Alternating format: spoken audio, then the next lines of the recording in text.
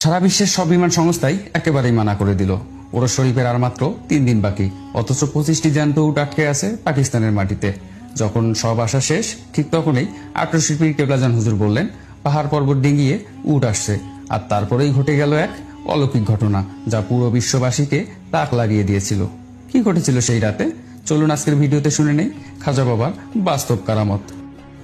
90 দশকের প্রথম দিক, সময়টা সম্ভবত 1993 সাল। বিশ্ব জাকের মঞ্জিলে তখন মহাপবিত্র বিশ্ব ওরস শরীফের প্রস্তুতি চলছে। আর এই ওরস শরীফ উপলক্ষে এক ঐতিহাসিক ঘটনার সাক্ষী হতে যাচ্ছিল পুরো দেশ।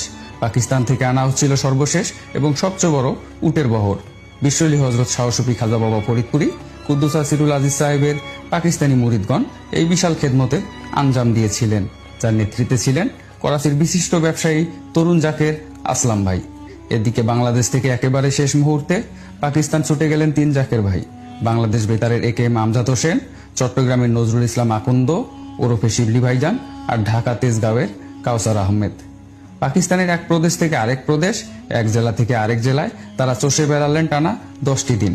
বিভিন্ন স্থান ঘুরে ঘুরে অবশেষে তারা বিশ্ব জাকের মঞ্জিলের ওরস শরীফের খেদমতের জন্য কিনে ফেললেন খুবই সুন্দর মোটা তাজা দেখে 25টি উট এবং 40টি দুম্বা ও খাসি।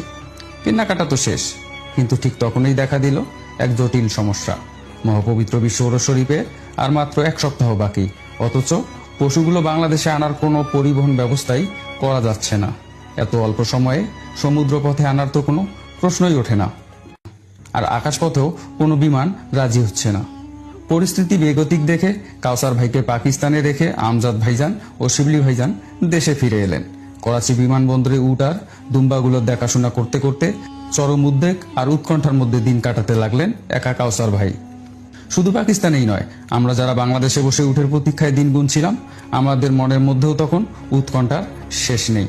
ওরস শরীফের আর মাত্র 3 দিন বাকি, অথচ উটগুলো এখনো পড়ে আছে পাকিস্তানে। উপায় না দেখে সর্বশেষ পরিস্থিতি জানাতে এবং পীর কেবলাজান হুজুরের মদত ও দোয়া চাইতে একজনকে পাঠানো হলো আটরশিতে। হজরত কেবলাজান হুজুর সব শুনলেন, অতঃপর অত্যন্ত জোশের সাথে অভয় দিয়ে বললেন, পাহাড় পর্বত ডিঙিয়ে উট আসছে, চিন্তার কোনো কারণই নাই, যান ঢাকায় গিয়ে প্রস্তুতি নেন। হুজুর কেবলাজানের মুখ থেকে এই কথা বের না হতেই অলৌকিকভাবে যেন সব বদলে গেল। হঠাৎ করেই সংবাদ পাওয়া গেল, পাকিস্তান এয়ারলাইন্স কর্তৃপক্ষ একটি কার্গো বিমান ভাড়ায় দিতে রাজি হয়েছে, যেখানে ইতিপূর্বে বাংলাদেশ বিমান সহ পৃথিবীর কোনো বিমান সংস্থাই এই উট পরিবহনে অপারগতা জানিয়েছিল। অবশেষে সারা দেশবাসীকে অবাক করে দিয়ে বিমানে চড়ে উট এলো বাংলাদেশে। 1টি নয়, 2টি নয়, মোট 25টি উট। সাথে এলো অন্যান্য প্রাণীও। ঘুমের ইঞ্জেকশন দিয়ে